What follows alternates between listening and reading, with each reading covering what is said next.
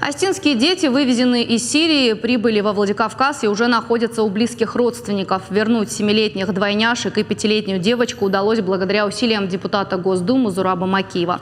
К нему обратились родственники детей. Их родители, которые несколько лет назад примкнули к террористической организации «Исламское государство», умерли, и детям пришлось целый год выживать в лагере беженцев Аль-Холь. Сначала детей доставили в Москву, там их осмотрели врачи. По словам медиков, их жизни ничего не угрожает.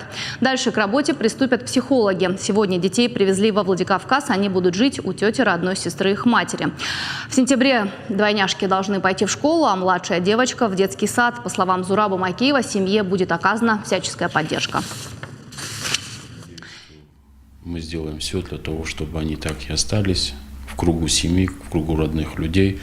Путь будет нелегкий, он достаточно сложный с точки зрения законодательства, поэтому его надо будет пройти. Но самая главная задача на сегодняшний день – это и родственников, и соседей, помочь им адаптироваться к тем новым реалиям и к новой жизни, которая их ожидает впереди. Надеюсь, у них все получится, жизнерадостные дети.